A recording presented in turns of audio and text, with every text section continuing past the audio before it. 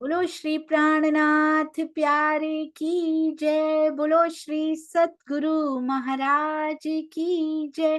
पन्ना धाम की जय। तीनों पुरी धाम की जय। सर्व सुंदर साथ की जय। आइए सुंदर साथ जी, आज सूरत की सुरता हमारे पास आई हैं। रेखा कपोपरा जी अपनी दिल की बहुत मीठी, कितना स्ट्रगल उन्होंने किया है अपने जीवन में, आप सुनकर हैरान रह जाएंगे कि आज भी स्तंभ की तरह ईमान लेकर ये सखी हमारे साथ आई हैं। आपके चरणों में कोटि कोटि प्रणाम रेखा कपोपरा जी। दिल की अति अति मीठी बत्तियां वो हमारे साथ करने आई हैं। और बहुत सुंदर सुंदर साथ जी, मुझे रिमाइंड करवाने के लिए मैं बहुत जल्दी भूल जाती हूँ। एक बहुत प्यारा थंबनेल हमारी इस प्यारी सखी के लिए हमारे प्यारे सुंदर साथ जी ने बनाया। हेमंत भाई के चरणों में कोटि कोटि प्रणाम जी। तो रेखा बेन कपोपारा सखियन की मीठी बत्तियां में इसी से पता लगा आज 52वां दिन सुंदर साथ जी है। 52वां दिन से कुछ याद आता है ना, 11 साल और 52 दिन, आज वही 52वां दिन है। तो आइए चलते हैं रेखा बेन की ओर। प्रणाम जी। प्रणाम जी प्रणाम। सभी सुंदर साथ जी के चरणों में मेरा कोटान कोटि प्रणाम। प्रणाम जी। आवाज आ रही है ना? जी बहुत सुंदर आवाज आ रही है। रेखा बेन, सबसे पहले आप ये बताइए कि आप सुंदर साथ परिवार से कैसे जुड़े? क्या जन्म से ही जुड़े हुए थे, जन्म लेते सुंदर साथ परिवार में आए, या फिर बाद में धनी जी ने ऐसे कारज कारण बनाए कि आपको खींच लाए? प्रणाम जी। नहीं, मैं प्रणामी परिवार में नहीं थी। जब मैं 8-10 साल की थी ने, 8-10 साल की उम्र थी ने मेरी, तब हमारे गांव में प्रणामी मंदिर थे। तो वहाँ मैं जाती थी। और मेरे पापा मम्मी सनातन धर्म में थे। पर मुझे जाना वहाँ इसलिए अच्छा लगता था कि वो, क्या हुआ दीदी? जी आपकी आवाज आ आवाज आ रही है, बार बार नहीं पूछेंगे, मैं बता दूंगी नहीं आएगी, आप कंटिन्यू कीजिए। हाँ, इसलिए मुझे अच्छा लगता था कि वो स्वरूप मुझे बहुत अच्छा लगता था कि वो मुझे अपनी ओर खींचता था, जा रहा था। और मुझे हर मंदिर में मूर्ति दिखाई देती थी। और ये मंदिर में मूर्ति क्यों नहीं थी, इसलिए मुझे वो स्वरूप बहुत बारंबार जाने का मन करता था। और दिखता था, पर मुझे पसंद बहुत आता था, इसलिए मैं बार बार मंदिर में जाती थी संध्या आरती के समय। और हमारे गांव में सुंदर साथ के घर पर पारायण होती थी ना, तब मुझे पारायण पढ़ने नहीं आने देते थे।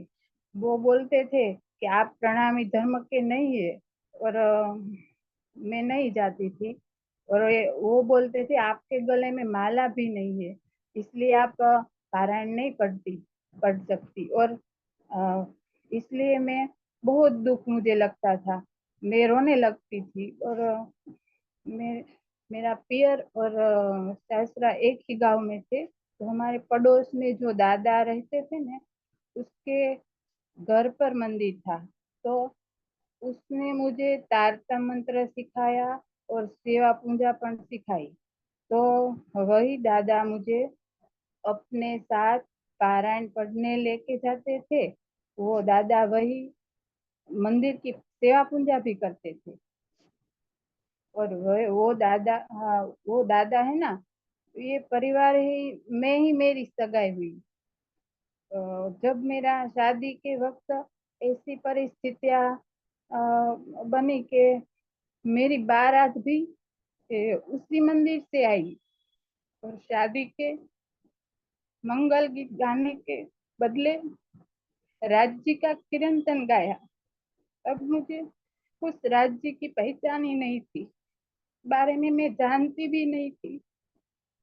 और मेरे धनी मुझे पहले से ही खींचते जा रहे थे, पर मुझे कुछ पता ही नहीं था कि राज्य और मेरे प्रिया मुझे पहले से ही ऐसे खींचते ही जा रहे थे, खींचते ही जा रहे थे, पर मुझे कुछ अंदर से आवाज ही नहीं आई और मैं कुछ कर ही नहीं पाई। और मेरे परिवार में जब किसी के ईमान राज्य प्रति दृढ़ ही नहीं था मेरे सासरी में, तो उस परिवार में मैं शादी करके गई। वहाँ राज्य तो मंदिर में पधराए हुए थे, पर लेकिन मैं कभी धनी के साथ बातें ही नहीं की, वाणी कभी खोली ही नहीं थी। बस सब बोलते थे कि उसको स्पर्श नहीं करना, उसको स्पर्श नहीं कर जाता, तो वैसा वैसा बोलते थे। बस मुझे वो स्वरूप के ही मैं दर्शन करती थी। वो मुझे कोई परेशानी नहीं थी। बस उपली ही परेशान पहचान थी। तब मैं माया में डूबती गई और लिप्त हो गई। फिर से मेरे साथ ऐसी घटना घटनी शुरू हो गई कि मेरे साथ ऐसी ऐसी घटनाओं घटने शुरू हो गई कि मुझे कुछ पता ही नहीं चलता। और मेरे पति 3 साल तक इतने बीमार रहे, तब भी मैं मेरा ईमान राज्य प्रति दृढ़ ही रहा, तब भी मेरा ईमान डिगा नहीं था। फिर मेरे पति ठीक हो ही नहीं पाए, फिर उसका देहांत हो गया। उसका देहांत हुआ तब मेरे अंदर से ऐसी पुकार निकली कि उसको राज्य लेना है, राज्य लेना है, ऐसी ऐसी पुकार मेरे दिल से निकली। तो उसको राज्य लेना है ऐसी मुझे पुकार, कुछ कुछ मुझे सूझ ही नहीं थी कि तब में क्या हो रहा है मेरे साथ, क्या मैं बोलती हूँ, मैं क्या कर रही हूँ, वो मुझे कुछ पता ही नहीं था। तो मैंने रट ही लगा रखी थी कि मुझे राज्य लेने आए हैं। तो उसको वहां से कोई स्त्री बोली कि तुझे क्या मंत्र आता है कि उससे राज्य लेने आए हैं। कोई स्त्री उसमें से बोली, तो मैं मंत्र बोलने लगी। लगातार लगातार मंत्र ही बोलने लगी कि तारतम मंत्र। तब मैं उसके क्रियाक्रम में अखंड पारायण रखी थी। तो वहाँ पे ज्योत्सना दीदी राजकोट से और ननू दादा आए थे, तो दोनों ने सत्संग किया। और मेरे अंदर ही बात बनी, वो मैं सब उसे बोली।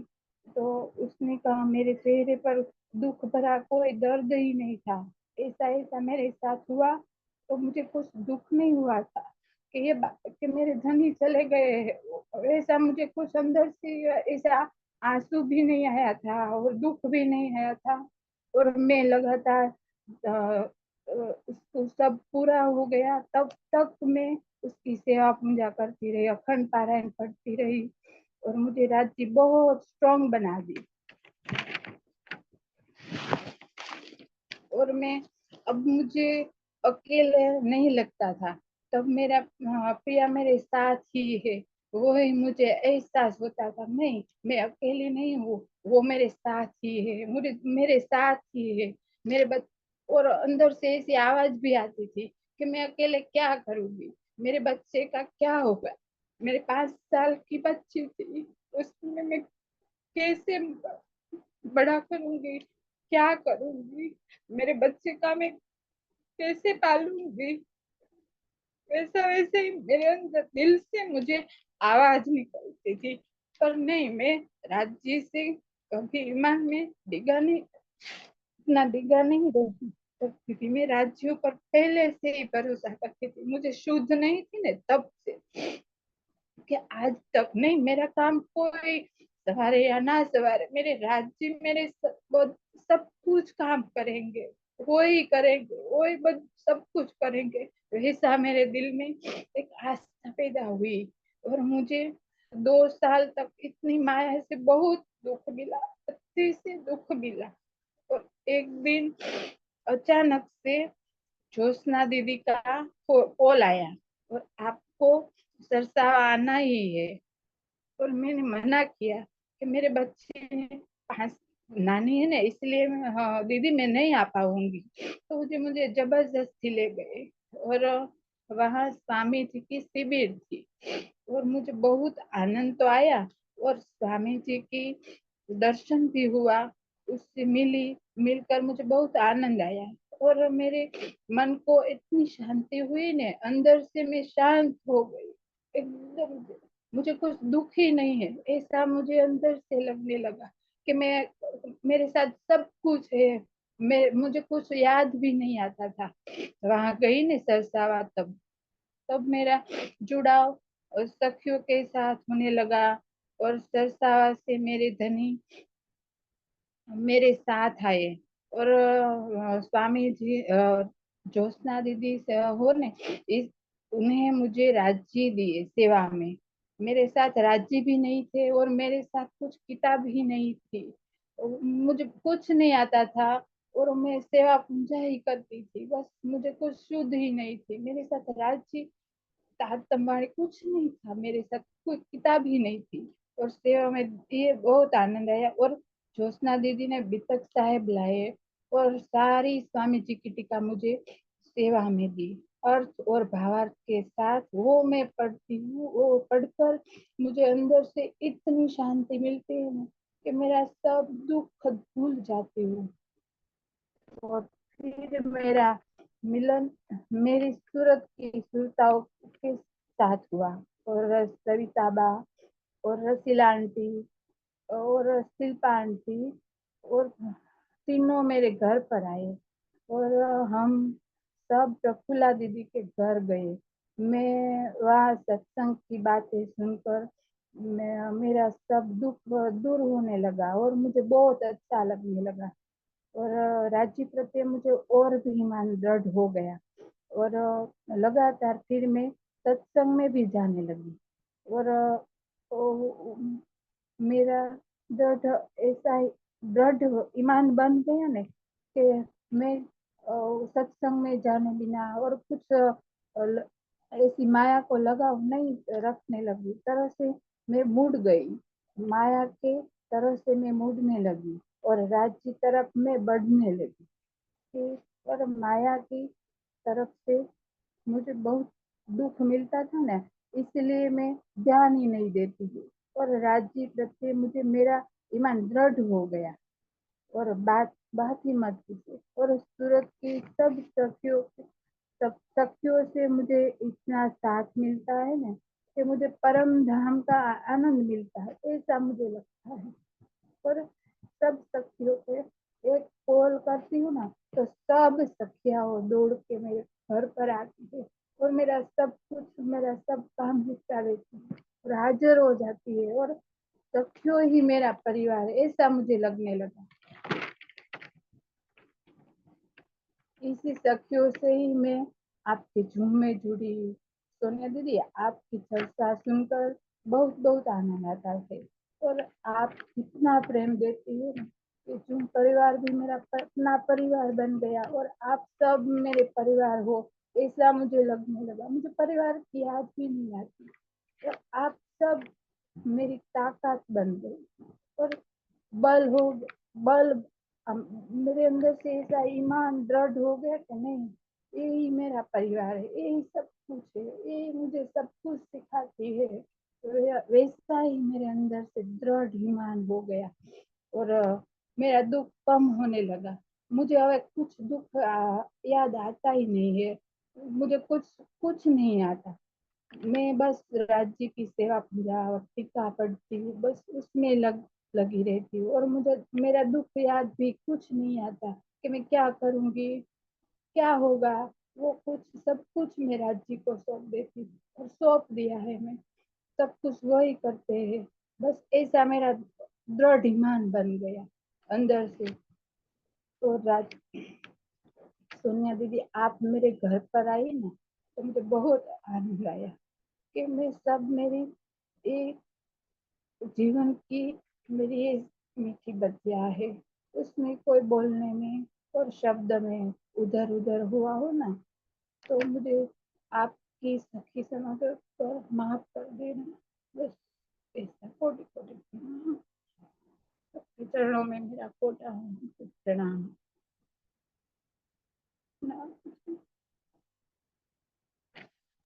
प्रणाम जी सुंदर साथ जी। हम कहते हैं हमारे जीवन में बहुत मुश्किलें हैं, बहुत मुसीबतें हैं। आप एक एक सुंदर साथ के जीवन में झांक कर देखेंगे ना, तो इतनी बड़ी से बड़ी कसौटियां मिल जाएंगी। 5 साल की बच्ची हो, पति का साया सिर से उठ जाए और कुछ कमाई का साधन ना हो, सोचो उन पे क्या बीती होगी। सोचो कैसी आंसू उन्होंने रोए होंगे उस समय पर। किसी और के पास किसी का पल्ला नहीं पकड़ा, किसी का आसरा नहीं लिया कि अब मैं क्या करूंगी। हाँ, ये चिंता थी कि मेरी बच्ची का क्या होगा, मेरे बेटे का क्या होगा। 5 साल की बच्ची सुंदर सा जी, मैं मिलकर आई हूं उनसे इस बार। मैंने देखा है उनके परिवार को, कैसे संस्कार उन्होंने फिर भी रोपित किया, अकेले खड़े होके। अकेले स्त्री के लिए समाज में सर उठा के खड़ा होना भी मुश्किल होता है, और उन्होंने अपना व्यवसाय भी कैसे सेट किया होगा। कितनी बातें सुनी होंगी धनी जी की ओर जाने के लिए भी, कि ये अकेली कहाँ जा रही है, कहाँ कहाँ फिरती हो तुम, किस किस से ये मिलती हो, अपनी सखियों से क्या ये करती हो। कितनी बातें, कितने ताने उन्होंने सुने होंगे, पर खड़ी रही सुंदर साथ जी मजबूत ईमान लेकर। आज उनकी आवाज में, आप उनकी क्षीण आवाज पे ना जाइएगा, अंदर इतना दर्द है ना उनके, आप उनके दृढ़ ईमान पे जाइएगा, कितना पक्का उनका ईमान है।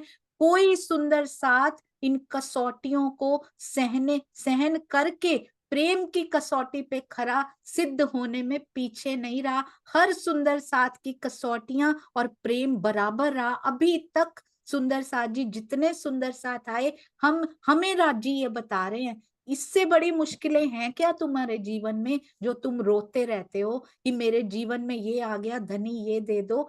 क्या मांगना है, कहती हैं जब से टीका मेरे घर में आया उसके बाद से मुझे कोई दुख, अब दुख नहीं लगता। जो पहले लगते भी थे, आज मुझे कोई चिंता नहीं होती। अभी भी बच्चे उनके बहुत बड़े नहीं है सुंदर साथ जी, अभी भी बच्ची उनकी छोटी है, टीनेजर ही है उनका बच्चा अभी भी, बड़ा कोई बड़े बच्चे नहीं है उनके अभी भी। पर अब सौंप दिया है, कैसे फर्क पड़ा, सुन सुन के ब्रह्मवाणी, टीका पढ़ पढ़ के ये जीवन में इतना डिफरेंस आ जाता है कि सहने की ताकत तो आती आती है, फिर ये स्थिति भी नीचे रह जाती है, पर हम मुड़ने लग जाते हैं अपने मूल की ओर, जो मूर से पिया हमारे साथ हैं उनकी ओर। अति अति अति सुंदर रेखा बेन, और जो आपने ज्योत्सना दीदी का इसमें मेंशन किया कि वो आपको सरसावा लेकर गए, मैं जा भी नहीं रही थी, तो सुंदर साथ जी उसके सानिध्य में आने से फर्क पड़ता है। राजन ये स्वामी जी के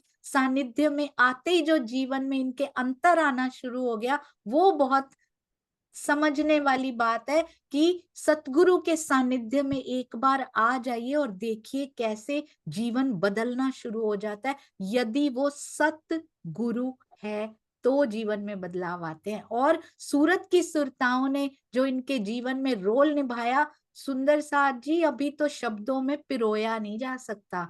सूरत की सुरताएं जो करती है ना एक दूसरे के लिए, मैंने आंखों से देखा है। एक सखी आवाज लगाती है, सारी सुरताएं भागी चली जाती हैं, जैसे बांसुरी की धुन पे हमने तन छोड़े थे ना, उस स्पीड से भागी चली जाती हैं अपने घरों से। एक पे कष्ट आया नहीं, पूरा सूरत समझता है हम पे कष्ट आ गया हो, और उस कष्ट को दूर करने के लिए पिया जी की प्रेरणा से वो भागी चली जाती हैं। तभी तो इनको लगता है यही मेरा परिवार है। आप एक बात और बताइए रेखा बेन, आज कैसा महसूस होता है सखियों को अपने आसपास पाके, खुशी की बातें बताइए कि कैसे सखियां आती हैं, कैसे आपसे प्रेम करती हैं, और जो आप बताना चाहते हैं वो भी बताइए। मुझे सूरत की सखियाओं के क्या बोलूं, मेरे पास शब्द भी नहीं है। मुझे इसके अंदर बाहर काटने वाली वो सूरत की सखियाओं है। और मुझे इतना अंदर से इतना दृढ़ ईमान बना देती है ना, कि मेरे पास उसके कहने के कोई शब्द ही नहीं। मैंने स्ट्रॉन्ग ही बना दिया ये सखियों ने। मैं क्या बोलूं, मुझे कुछ आता है नहीं है, तो मुझे साथ ही रखती है, मेरा दर्द समझती है वो। सब सब सखियाओं, एक ही नहीं, सबकी बात करती हूँ। और ज्योत्सना दीदी तो मेरे गुरु बन गए हैं। उसने ही मुझे इस माया के दुख भरी दुनिया से मुझे बाहर निकाला। मुझे जाने, वो चले गए, मुझे उसका कोई दुख नहीं था, पर मुझे अभी ऐसा सुख मिलता है ना कि मेरे साथ धनी कुछ ऐसा करने वाले हैं कि मुझे सुख ही सुख मिलता है, मिलने लगता है। तो मुझे मुझे खींच कर बाहर निकाला, तो मुझे इतना आनंद आता है ना कि मैं क्या बोलूं। कि नहीं, मेरे साथ जो हुआ, जो घटना घटित हुई मेरे साथ, अ, अ, वो चले गए, उसका ही मुझे कोई दुख नहीं है। पर मुझे इतना सुख अंदर से दृढ़ बन गया ना कि मैं, वो होते तो मैं वहां तक नहीं पहुंचती। मैं अभी भी माया में ही लगी रहती हूँ। मुझे कुछ शुद्ध ही नहीं होती कि वो क्या है, कि वाणी मेरे घर पर है, वो क्या से क्या वस्तु है, वो मुझे कुछ पता ही नहीं चलता। और वो ज्योत्सना दीदी आई तो उसने मुझे बताया। और राजकोट की सखिया ही मुझे इतना ही प्रेम करते हैं, जैसी सूरत की सुरताओं मुझे करते हैं ना, वैसा ही मुझे कॉल करती है। अब मुझे वो सखिया भी मुझे इतना ही, हम दर्द भरी बात करती है ना, तो मुझे मेरे अंदर ही अंदर मुझे स्ट्रोंग बन जाती हूँ, मेरा दुख भूल जाती हूँ। राजकोट की सखिया हुई ऐसी है, मेरे सूरत की सखिया हो जैसे। और मेरा एक काम, मेरा मुंह से कुछ बोला नहीं तो वो सब सखियाओं ने मेरे साथ ऐसा कर दिया, और मुझे साथ ही रखते हैं। मैं जाती हूँ, ना जा पाऊँ तो वो मुझे याद तो करती है, वो मुझे बोलती भी है, मुझे कोई भी, तेरे अंदर से कोई बात हो, तुझे कोई जरूर हो तो हमको बता देना। वही सखिया मेरी सूरत की, उसमें क्या बोलो, उसके बोलने का मेरे पास कोई शब्द ही नहीं। वैसे ही मेरी सखिया वो ही मेरे परिवार है, मैं वैसा ही मानती हूँ। मुझे मेरा परिवार है ना, ऐसा ही मैं सूरत की सखिया उसे मानती हूँ कि नहीं, मेरा परिवार ही मुझे मिल गया है। मुझे कुछ, मेरा परिवार से मुझे इतना लगाव नहीं है कि जैसा मेरे सूरत की सखियाओं के साथ है ना, वैसा मुझे दुख ही मिलता है। परिवार को तो मुझे दुख ही दुख मिलता है, पर मैं आज। जी जी, सुंदर साथ जी, शायद आपका फोन आ गया बीच में कोई, इसलिए म्यूट हो गया था। सुंदर साथ जी, ऐसा नहीं है एक कसौटी आई थी और चली गई थी, वो बना रहता है सुंदर साथ जी, उसके बाद भी आज भी मुश्किलें कोई कम नहीं है जीवन में। पर सुंदर साथ का प्यार क्या मरहम लगा देता है उसके ऊपर। ऐसे सुंदर साथ हमने बनना है जो दुखों पर मरहम लगाने वाले हों, उनको ठीक करने वाले हों, रहनी में उतरे हुए सुंदर साथ जी हमने बनना है। हमारे शहर में भी किसी सखी पे कोई इस प्रकार की विपदा आपदा, कोई भी जो भी आप नाम दें, सारे मिलकर उनका साथ दें, ना कि उनको कटु वचन कहकर और उनके जख्मों को कुरेदें। हम मरहम बने सुंदर साथ जी सबके लिए। और आपको जूम परिवार क्या भूमिका निभाता है वो भी बताइए। झूम परिवार तो मेरा परिवार ही बन गए हैं। और आप तो मेरे सब कुछ है, वैसा ही मुझे लगता है। नहीं दीदी, आपने मुझे इस, बहुत बहुत मुझे सीखने मिलते हैं। मेरे नेटवर्क भी नहीं है ना, तो मुझे बहुत दुख होता है, मैं रोने लगती हूँ। और सब सखिया को कहती हूँ ना, तो वो सखिया वो भी दुखी होती है, मेरे मेरे कारण सब सखिया दुखी होते कि उसके साथ ही क्यों ऐसा होता है, ऐसा मेरे साथ अभी भी ऐसी ऐसी घटना घटती है। मुझे क्या चीनी चीनी बात मुझे नहीं करनी है, क्षमा चाहती हूँ। वैसा वैसा ही मेरे साथ है। और झूम परिवार में जब मैं जुड़ने लगी, तब मेरा ईमान और दृढ़ हुआ। और मुझे इतना आनंद आता है ना, मैं एक, मेरा मंदिर ही बन गया है मेरा घर। कि नहीं, मैं जूम नहीं सांभरती हूँ ना, तो मुझे ऐसा लगता है कि नहीं, मैंने कुछ किया ही नहीं है आज। वैसा ही मुझे लगता है कि जूम परिवार में जुड़ने का मुझे बहुत ताकत मिली। और मुझे बहुत बहुत सुनने को मिलता, जब मैं नहीं सुन पाती थी, वो मुझे मिला। और सबके साथ ऐसा रहना, बस मैंने रहनी, सब कुछ मेरा, सब कुछ मुझे सीखने मिलता है कि ऐसा रहना, ऐसा करना। मेरा मगज भी बहुत खराब हो गया था। मैं दवाई खाती थी मगज की। तभी मुझे नींद आती थी, कि जब मैं दवा खा लूँ ना, तब मैं रात को नींद आती थी। और सरसावा आने के बाद से मैं चितवन करने लगी ना, तो मुझे लगता नहीं था, पर मुझे इतनी अंदर से शांति मिलती है ना।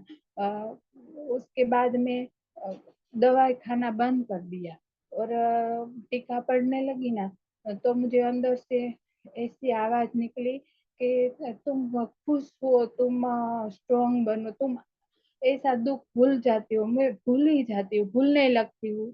और झूम परिवार में जब मैं जुड़ी, तब तो मुझे कुछ याद ही नहीं आता। मुझे मेरा काम भी रह जाता है, मैं सुनते-सुनते, और मुझे इतना आनंद ही आता है, मैं भूल जाती हूँ सब। कुछ काम याद ही नहीं आता कि मैं क्या कर रही हूँ, और मैं भूल ही जाती हूँ, उधर-उधर हो जाता है। और परिवार वालों बोलते हैं कि वो क्या कर दिया? तूने वो क्या कर दिया? वैसा-वैसा ही बोलते हैं। तब भी मैं सुनती हूँ।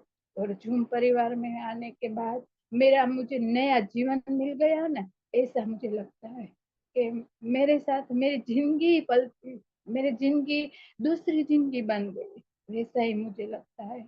और वो मुझे इतना स्ट्रॉन्ग बना दिया, और मुझे इतना सुख मिला कि मैं क्या बात करूँ। और झूम परिवार में मुझे कुछ क्षमा करना, कुछ मेरे साथ गलती हो गई हो, तो झूम परिवार वालों, सुंदर साथ सब मुझे क्षमा कर देना। कुछ इधर-उधर बोल चुकी हूँ, तो मैं जुड़ भी नहीं पाती कोई बात, तो उससे मुझे दुःख लगता है कि मैं मीटिंग में क्यों नहीं झूम पाई, क्यों माया मुझे ऐसा करती है मेरे साथ, वैसा ही मुझे लगता है। पर मैं अंदरों-अंदर में दुखी बहुत होती हूँ, तो मैं क्या करूँ? बस राज जी को ही सौंप देती हूँ, राज जी तू ही कर, तू ही कर, तू सब सब कुछ तू ही कर रहा है मेरे साथ, तो ऐसा क्या कर कि मैं इतनी स्ट्रॉन्ग बन जाऊँ। अभी मैं बाहर निकली हूँ, अभी मुझे कुछ याद ही नहीं आता, ऐसा मुझे लगता है कि नहीं, मैं क्या करूँ कि वैसा मेरे साथ हर बार होता जा रहा है, अभी भी होता है, पर मैं पीछे मुड़ के देखती भी नहीं हूँ कि माया की तरफ मुझे कुछ सुख मिलने वाला ही नहीं है, तो मैं क्या देखूँ? मुझे दुःख ही मिलता है। मैं सब कुछ अच्छा करने जाती हूँ ना, तो भी मुझे दुःख ही मिलता है। वैसा मेरे साथ क्यों होता है राजी? मैं उसके मेरे धनी तू ही है, तू सब सँवारेगा, तू सब करेगा, तो मेरे साथ तो वो क्या करता है कि मेरे साथ ऐसा-ऐसा हो जाता है, मैं बता नहीं सकती। मेरे साथ ऐसा-ऐसा हो, मेरे साथ ऐसे-ऐसे घटना भी होती है। मैं सब कुछ आपको नहीं बता सकती। और ज़ूम परिवार में आने के बाद मुझे बहुत आनंद मिलता है कि मैं सब कुछ भूल जाती हूँ। सब राज्य करते हैं, बस मुझे मेरे अंदर से ऐसी आवाज़ ही निकलती है। वो कुछ भूल आती है ना, तो मुझे ऐसा ही लगता है कि सब राज्य तू ही करवाता है, तू ही सँवारता है, तू ही करता है। मुझे मेरे पति की कभी भी याद नहीं आती। मैं दिल में उसको ही रखती हूँ, पहले मेरे अखंड को धनी को रखती हूँ कि नहीं, तू ही करता है, तू ही તે જ બધું કર્યું. એવું મને લાગે અંદરથી કે રાજજી મારા માટે પહેલેથી જ સારા હતા. એવું મારા અંદરથી લાગે. અને હવે તો મને આ ઝૂમ પરિવાર मिला ને, મને परमधामનો आनंद मिलता હોય ને, ऐसा मुझे लगता है. प्रणाम जी रेखा बेन। सुंदर साथ जी, आपने देखा जो जो सुंदर साथ सेवा कर रहे हैं, जो जो सुंदर साथ सुनने की, बैठने की, इवन की कैमरा ऑन करने की, बोलने की सेवा कर रहे हैं, जो जो कर रहे हैं, आपको पता है आप किन किन सुंदर साथ को आनंद पहुंचा रहे हैं। जिन्होंने आज तक कभी बोला भी नहीं, उनको परम धाम का आनंद यहाँ बैठे आप सुंदर साथ ऐसी सेवाएं कर रहे हैं, आप लिख रहे हैं, आप बोल रहे हैं, आप सामने बैठ रहे हैं। आपका बैठना भी कितनों को सुख दे रहा है आपको नहीं पता सुंदर साथ जी। देखने को लगता है ये छोटी सी सेवा होगी, पर आपका दर्शन भी पता नहीं कितने सुंदर साथ को वो सुख दे जाता होगा जो हमने कभी सोचा भी नहीं होगा। परम धाम सा आनंद इस मिलावे में मिलता है सुंदर साथ जी। अति सुंदर ऐसी सखी को पिया और बल दें, और बल दें। आप इसीलिए आपका, मैं आपको एक बात ज़रूर बताना चाहूँगी, आपने कहा पता नहीं मेरे साथ ऐसा क्यों होता है? मैं काम इतना अच्छा भी करने जाती हूँ तो उल्टा पड़ जाता है। मैं अच्छा भी करती हूँ तो माया की तरफ से मुझे यही सुनने को मिलता है कि तूने ये क्या कर दिया? ये पिया की प्लानिंग है, इधर के उल्टे पड़ेंगे तो उधर के सीधे पड़ेंगे। रेखा बेन, राज जी ने आपको अपनी ओर खींचने का सोच लिया, तो इधर से दिल टूटेगा तो उधर दिल जुड़ेगा। आपने बिल्कुल चिंता नहीं करनी आज के बाद। इधर उल्टा पड़ने दीजिए, इधर इतना अच्छा करने की कोशिश भी मत कीजिए। जैसा चल रहा है उतना चलने दीजिए, दिल पिया को देके इधर अच्छा करने की कोशिश कीजिएगा। देखना कितने गुना ज़्यादा, कितनी ज़्यादा स्पीड से पिया आपकी तरफ आते हुए दिखाई देंगे। बिल्कुल चिंता नहीं करना, धनी बस अगले ही मोड़ पे आपका इंतज़ार कर रहे हैं। आपके चरणों में कोटान-कोट प्रणाम जी। ऐसी प्यारी सखी के चरणार बिंद में प्रणाम। हम सबको प्रेरणा दी, खड़े रहना है सुंदर साथ जी। आंसू निकल रहे हैं पर अंदर ईमान इतना पक्का है कि पिया के बिना और किसी के पास नहीं जाऊंगी, पूजा करने भी नहीं जाऊंगी। मांगना भी है तो धनी से मांगूंगी, और धीरे धीरे उन मांगों को ही पिया बदल देते हैं। चाहे सूरत की सुरताओं का परिवार हो, चाहे जूम परिवार हो, ज्योत्सना दीदी हो, स्वामी जी हो, सब सतगुरु की मेहर से, सब धनी जी की मेहर से हो रहा है। प्रणाम जी। बोलो श्री प्राणनाथ प्यारे की जय। बोलो श्री सतगुरु महाराज की जय। पन्ना धाम की जय। सर्व सुंदर साथ की जय। हम सब सुंदर साथ हमेशा हमेशा आपके साथ हैं रेखा बेन। प्रणाम जी, प्रणाम जी।